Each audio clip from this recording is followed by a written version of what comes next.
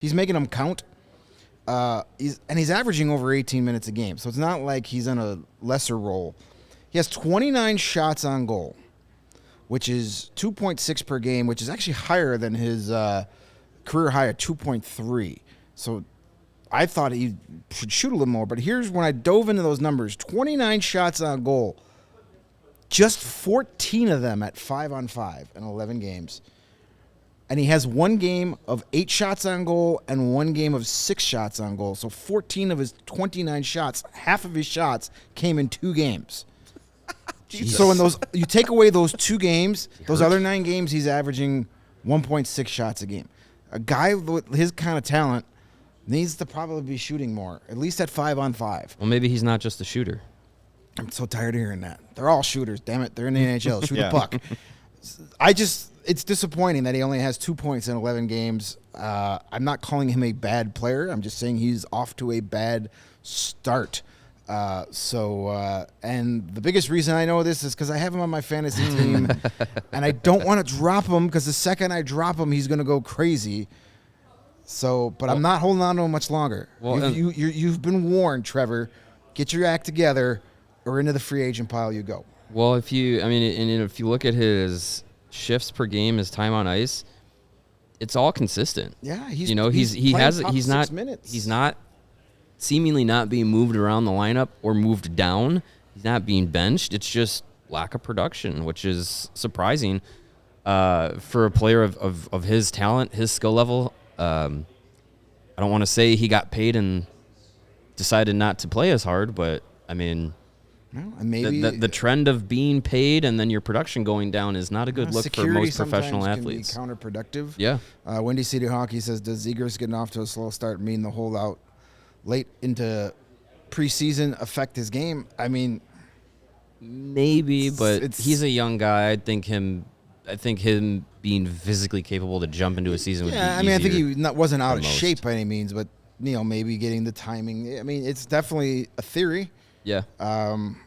But yeah, I mean, for my fantasy team's hope and for the Ducks' hope, let's see him turn it around soon. Yeah. Or trade him to the Hawks. Sure, him and Ken Johnson. Let's get them both. Yeah.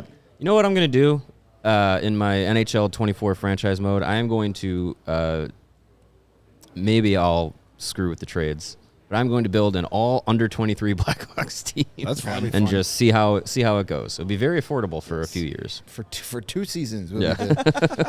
There you go. Well, Jay and I had similar. We're in the same city for our bads. I will go with my bad, and then I will put the ball on a tee for your bad. The Maple Leafs. What we heard about them coming into this season and with the offseason moves that they made was all the toughness and grit and intimidation factor that guys like Max Domi and Ryan Reaves and Tyler Bertuzzi were going to bring to the team. A Maple Leafs team that already has a lot of skill and has had a lot of success with guys like Mitch Marner and Austin Matthews and William Nylander and the lot. So bringing in Domi and Bertuzzi and Reaves, they're going to be the ones to not let the team get pushed around and not let, all these bad things happen to them without any response. And what response have you seen from this team in anytime they've faced any adversity, anytime they've been called to the stage? There has been zero response from the Maple Leafs. They have been pushed around a bunch of times, and I think the tipping point, it's 11 games into the year, but you're already at a tipping point where it's just like, what good do these guys that they brought in do for them? Was when I think it was Thursday night or Friday night, they played the Bruins. Timothy Liljegren and Brad Marchand go into the corner for a puck. Marchand clearly trips Liljegren. It goes uncalled, which is a problem in and of itself. But Liljegren gets tripped. It goes uncalled. He goes into the boards awkwardly. He's got a high ankle sprain. He's going to be out for 1 to 2 months.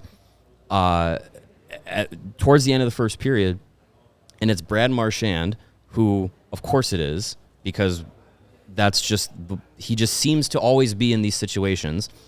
And you see on the broadcast, Marchand's in front of the bench for the Maple Leafs, and there's Ryan Reaves, and there's Tyler Bertuzzi, and there's Noah Gregor and John Tavares, all right there, talking with Marchand back and forth, and you pan the bench, and like there's not that much fire coming from the Maple Leafs. There's no response in the game. There's no comeuppance for a guy like Brad Marchand. Like, yeah, do you take your chances by going after a guy like Brad Marchand on the Bruins? Yes. Sure, but absolutely. In that situation, for this team, one of those guys has to take that chance and make that statement. And the damn of it is, Tyler Bertuzzi played for the Bruins last year, right? He's on the bench, just sitting back laughing as Marchand is talking to his now current teammates. And sure, maybe he's just like, this guy again. Maybe he had a good time playing with Marchand last year as a Bruins, but you're a Maple Leaf now. You're not a Boston Bruin, and you're sitting there. Your teammate just got knocked out of the game, knocked out of the next couple of games on a shit play, and the guy who did it is talking to your bench, and you're just laughing. You have no response to it. It is just a sickness of a team. You have Max Domi, Tyler Bertuzzi, these two guys that are supposed to come in, add skill and grit. They haven't added either of those things. The Maple Leafs have no idea how to use Max Domi. They're putting him in horrible line combinations.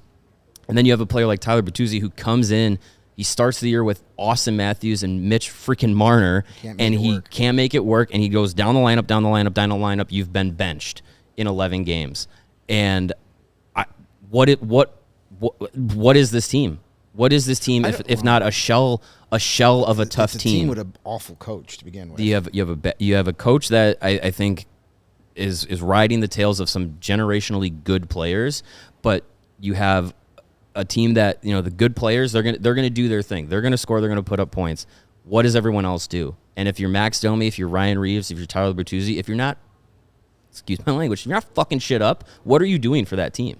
Because you're not out there trying to score 40 goals. That's Austin Matthews' job. That's Mitch Marner's job.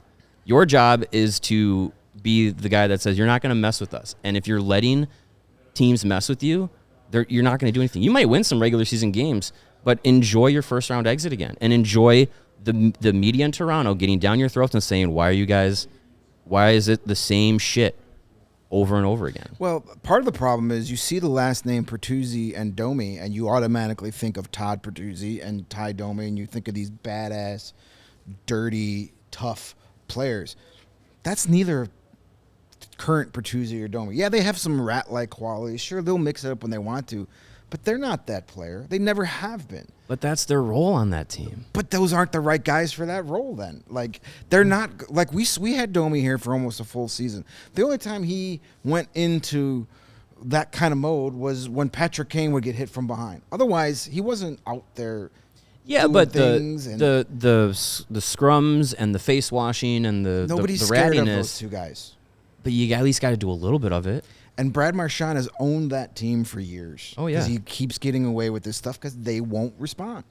And it's a good thing that we can go right into your king of the Pudwax here. Well, it's, so my bad is Ryan Reaves. And all we keep hearing from him, it started with the Corey Perry versus the Maple Leafs thing. There's like, Corey Perry never backs anything up, and he'll never fight me. Like, dude, you played 6 minutes and 37 seconds against the Blackhawks. Yeah, you're not playing enough to matter. And managed to be on the ice for a goal against in that 6 minutes. Yeah, and 30 seconds. All he got clowned by does McKenzie and Whistle. Is talk and talk and talk about how tough he is, and if I ever get the chance, I'm gonna mess you up. You don't play, dude. You are not on the ice ever. If you're ever on the ice for those 3 minutes I'm on the ice, I'm gonna kick your ass. So he also spoke after the Marchand Liljegren hit, and he says, "quote It's just lucky I wasn't on the ice with him. Unfortunately, they had last change, so I didn't get any shifts against them. That's hockey." Dude. My ass. He did play 1 minute of total ice time against Brad Marchand. It could have been before the hit. I don't know. Right. But, maybe if you mattered more, you'd be on the ice against guys and go get your revenge. But all we hear from Ryan Reaves is how he's going to mess everybody up. And then the one time this year he gets challenged, Arbor Jackeye, whoops his ass. Yeah. And then Ryan Reaves is like, I got jumped.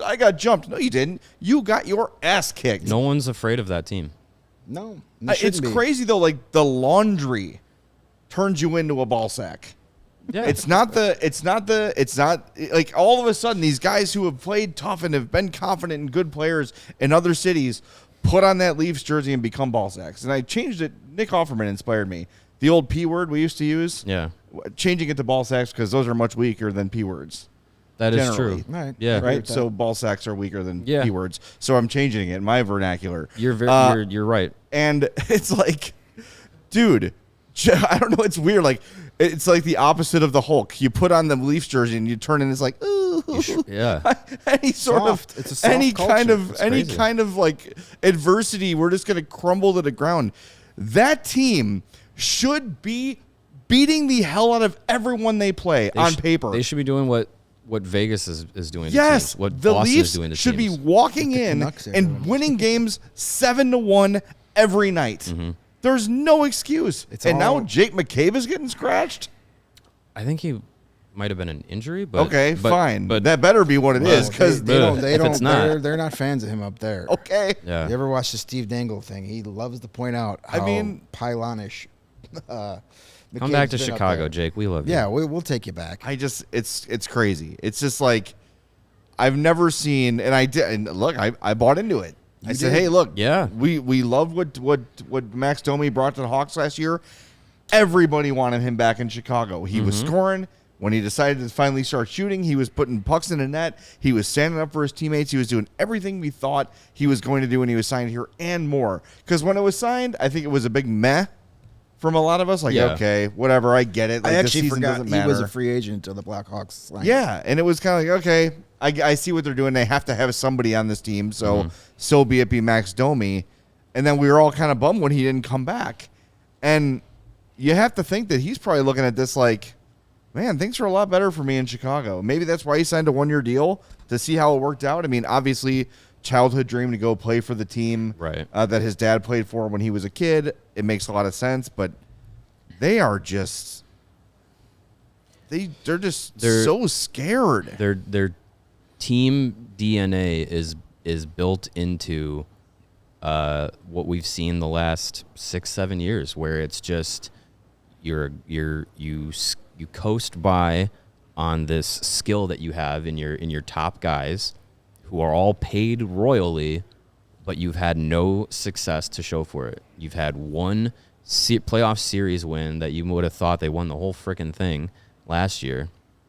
And then what do you do with it? With that momentum, you get almost swept by the Florida Panthers, who were, on a magical run last season. So you talk about all the change that this team has gone through in the bottom of their rotation. This season, trying to get tougher, physical, mean, intimidating, all those things. The common denominator has been the guys at the top, and it's your leadership group, it's your top performers. If they're not if the guys who are paid to be here to respond physically and to respond in those retaliatory ways, or to set the tone in those ways, aren't doing it, then it either becomes your star players have to do it, where you have Austin Matthews maybe having to get into a fight, or if they're not going to do it, then you have no one that's going to do it. And you cannot be a team that's just going to say, oh, we're just going to go up and down the ice and score goals, and whatever happens, happens. Like, you're going to eventually get ragdolled. And for the record, Austin Matthews has 15 points in 11 games. Same with Nylander. Marner has 13 and 11. Tavares has 12 and 11. They might have four guys score 100 points this year. And But they're when gonna- you get to playoff hockey, when the whistles go away, how are you going to be able to play? Right. Because the other team will be able to take liberties against your star players, and if you don't have guys that are going to do the same thing, or you don't have a way to overcome that, you're screwed. Yeah, they're a team that I don't think necessarily needs to get tougher on the ice. They need to get tougher between their own ears. They need to stop being so fragile. But when you see, a lack of response, like you saw with the Liljegren hit, that makes you wonder about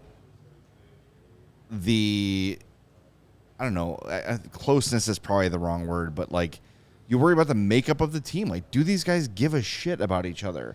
The question is it real cliquey? Where it's you got the stars and then you have everybody else, right? You've got the Nylander contract distraction. You've got Austin Matthews is up here and everybody else is a little notch below him.